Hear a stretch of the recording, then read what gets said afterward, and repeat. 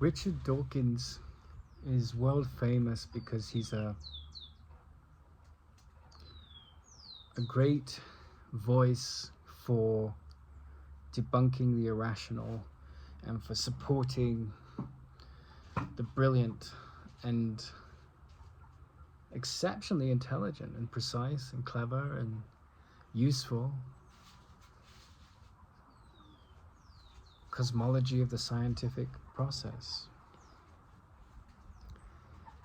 But he's also famous for attacking mythology. And I put it that way because I think it's a very mature way to put it. What he's usually described as someone that is out to debunk God. But I think that's a fairly stupid way to put it.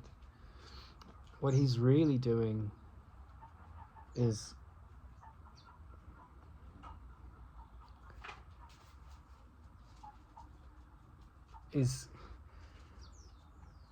taking on the zealots of these different religions who interpret religion literally, and he's attracting his nemesis. And they're both I think they're both as deceived as each other, but in different ways. Like, Dawkins is just totally caught up in analyzing the nature of nature through the lens of science. And the people he's arguing with are lost in the literal interpretation of what is a mythical metaphor. As Joseph Campbell said, myth is the penultimate truth, because the deeper realization of your nature, words can't touch that realm of experience. We can call it revelation, but myths help us to understand the psychological trials that we go through in the decoding of the physical suit that we wear. Not the decoding of the suit, but the decoding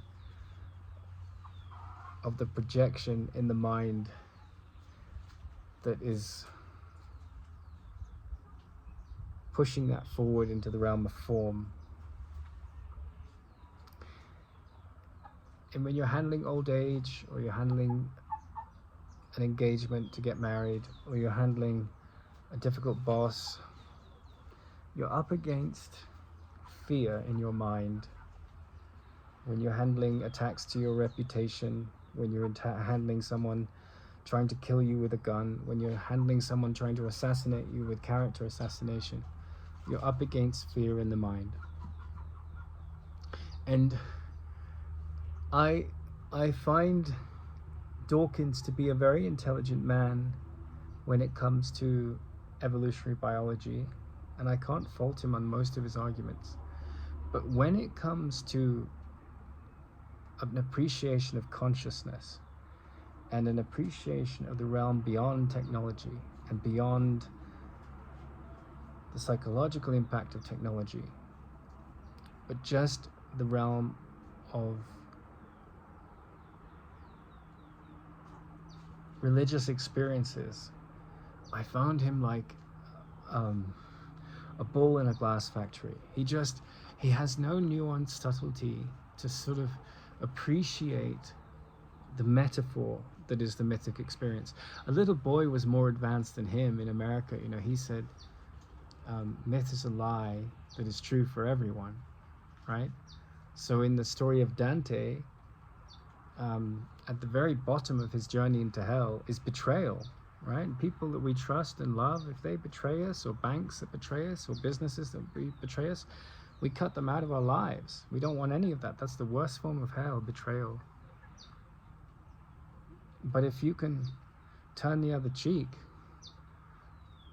either you're an idiot or there's something else, some other intelligence operating there that's magnanimous. And if it's based on virtue signaling, and it's not coming from a deeper realization of the unified nature of the whole, then it's just pretentious, and it will come back to bite you in the butt.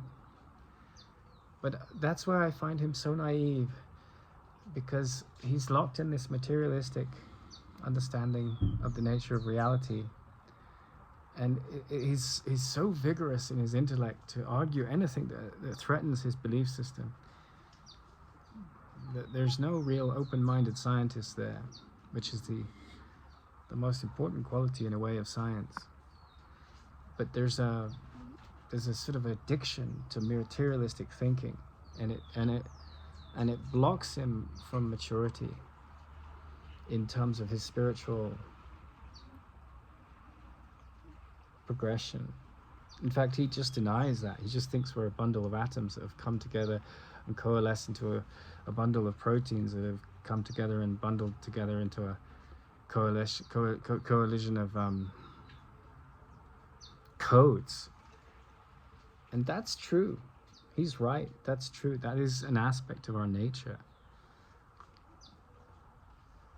But it's a very limiting view of our journey here. And I think that, that shows up in his arrogance. And there's a lot of people that run behind him, and I think he has a lot of strong arguments to debunk the toxic, dark side of religious beliefs. But I think he's become attached to that identity of being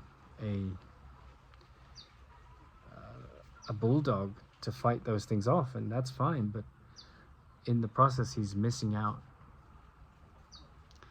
And he's missing out on the deeper psychospiritual relevance of the myths to the questioning process of the limitations of the material reality.